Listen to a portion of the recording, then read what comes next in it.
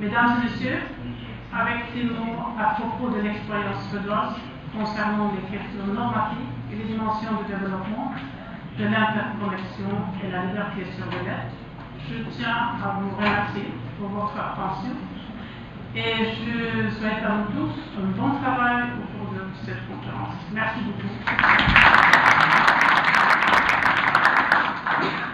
Merci beaucoup, Madame l'ambassadeur. Je passe la parole à Madame Misako Ito, qui va dire un mot de bienvenue au nom de l'UNESCO et au nom du comité d'organisation. Merci Agide. Je vais revenir en français. Je ne vais pas faire l'original de faire un discours en japonais. Voilà, je vous souhaite la bienvenue à cette conférence. Monsieur le ministre de la Communication, Monsieur le ministre de la Fonction publique, Monsieur Wali de Marrakech, Madame l'ambassadeur de Suède, Excellences, Mesdames et Messieurs, je vous souhaite la bienvenue à cette conférence sur la liberté de connexion, la liberté d'expression, écologie dynamique des lois et règlements qui façonnent l'Internet, qui est organisée conjointement avec MISOC, avec l'appui du ministère de la Communication. C'est vraiment un immense honneur pour l'UNESCO et un grand plaisir d'être avec vous aujourd'hui à Marrakech.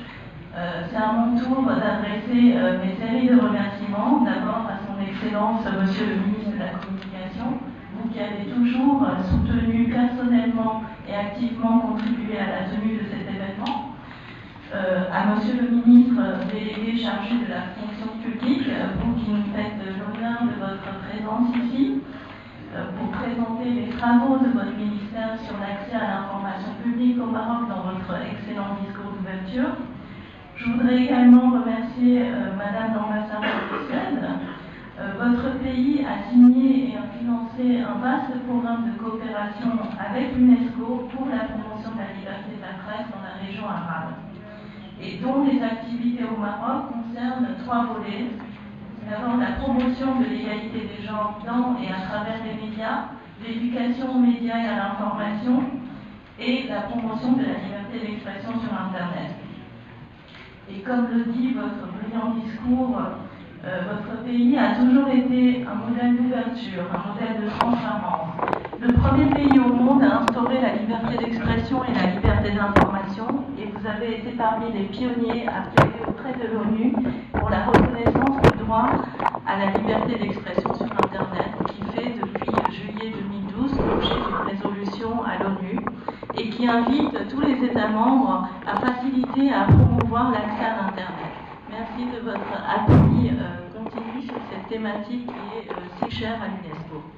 Je remercie également le journal L'Économiste, les représentants de l'ICANN, l'ISOC, pour vos contributions à cette conférence, ainsi que vous tous ici présents, membres du gouvernement, représentants des instances chargées de la régulation, blogueurs, journalistes, enseignants, chercheurs, défenseurs des droits de l'homme et représentants du secteur privé. Vous avez répondu favorablement à l'appel de l'UNESCO pour participer aux travaux de cette journée, de ces 2 journées, et c'est un honneur de vous avoir parmi nous aujourd'hui. Je sais que certains experts et intervenants ont voyagé de loin pour venir nous joindre à Marrakech, et je voudrais également vous remercier pour vous être mobilisés pour cet événement. Et enfin, je suis particulièrement reconnaissante à tous les membres du MISOC qui ont travaillé main dans la main avec l'UNESCO pour la tenue de cet événement. Alors, notre présence tous ici témoigne de notre intérêt à aborder ensemble la question de la liberté d'expression sur Internet. Or, nous voulons tous des horizons très divers, avec des intérêts particuliers qui sont parfois conflictuels lorsque nous abordons la question de la réglementation de l'Internet. Et c'est en cela que la question de la liberté d'expression sur Internet est très complexe et ne peut être traitée qu'en prenant en compte une écologie élargie de lois et règlements qui façonnent l'Internet. Et c'est de cette écologie que nous allons aborder la création des idées à un objectif plus large qui est celui de la préservation des guerres et la construction des défenses de la paix, en encourageant la compréhension mutuelle entre les peuples et le dialogue fondé sur le respect des valeurs partagées par tous. Parmi ces valeurs, il y a notamment celles consacrées dans la Déclaration universelle des droits de l'homme de 1948, dont l'article 19 garantit à tous le droit de chercher, de recevoir et de répandre des informations et des idées par quelque moyen que ce soit. Le développement de l'Internet a modifié substantiellement les rapports de force entre les acteurs politiques, les médias, les acteurs économiques et les citoyens internautes. Depuis les débuts du XXe siècle, l'Internet et sa convergence avec les communications mobiles ont élargi l'accès aux ressources d'information et ont considérablement accru la capacité des individus et des groupes à s'exprimer librement et à communiquer sur la toile. La diffusion de l'Internet sur l'ensemble du globe, à laquelle s'ajoutent des innovations toujours plus poussées et plus sophistiquées, permettent à l'utilisateur de créer et de consommer des informations et fait de l'Internet un élément central du pouvoir de communiquer des individus si ceux-ci y ont accès et ont les capacités de l'utiliser efficacement. Et le printemps arabe a d'ailleurs démontré au monde de manière éclatante ce potentiel de l'Internet. Mais cette évolution même du pouvoir de communiquer a suscité des tendances préoccupantes qui visent à restreindre et à contrôler l'usage de l'Internet pour des raisons politiques, morales, culturelles ou sécuritaires. Des méthodes sophistiquées de filtrage des contenus ou de déconnexion d'usagers se sont développées. Des initiatives d'ordre législatif et réglementaire qui restreignent la liberté d'expression sur Internet sont nées afin d'atténuer, par exemple, les risques liés à l'exposition des mineurs à Internet ou ceux qui menacent la vie privée, le droit de propriété intellectuelle ou la sécurité nationale. Ces limites imposées au droit de s'exprimer sont dans certains cas délibérées, mais bien souvent involontaires. Le cas du fameux discours « I have a dream » de Martin Luther King est emblématique. Ce discours sur la justice raciale, classé comme le discours le plus influent de l'histoire américaine du XXe siècle, ne peut par exemple être partagé en ligne en raison des lois sur le copyright qui le censurent. Et si la loi pour arrêter les actes de piratage en ligne venait à être votée aux États-Unis, les internautes pourraient être même pénalisés pour avoir seulement téléchargé ou partagé ce discours historique et des sites internet entiers pourraient être fermés pour l'avoir mis en ligne.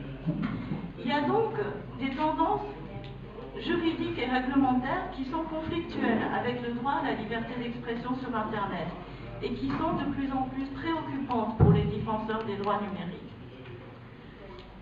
Mesdames et messieurs, à une époque où un changement rapide, nous sommes pleinement conscients que la liberté d'expression sur Internet est une question complexe et que cela veut dire qu'il faut travailler à trouver un équilibre entre ce droit et d'autres impératifs parfois contradictoires tels que la sécurité nationale, la protection des droits d'auteur et le respect de la vie privée.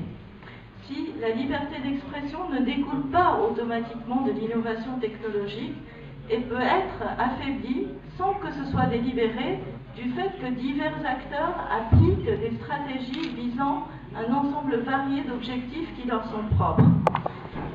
La liberté d'expression sur Internet a donc besoin d'être protégée par des mesures législatives et réglementaires qui mettent en balance des intérêts divers et potentiellement conflictuels de tous les acteurs dans une écologie élargie de choix politiques.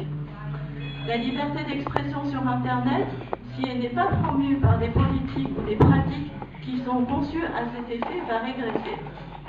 Nous allons donc étudier au cours de ces 2 prochains jours les mécanismes juridiques et décisionnels indispensables à la libre circulation de l'information et examiner ensemble les multiples enjeux qui conditionnent la liberté d'expression sur Internet et qui nous concernent tous ici présents. J'ai l'espoir que cette conférence soit instructive et offre une plateforme avec tous les acteurs pour discuter ensemble de nos préoccupations en matière de la régulation de l'Internet. Merci pour votre attention.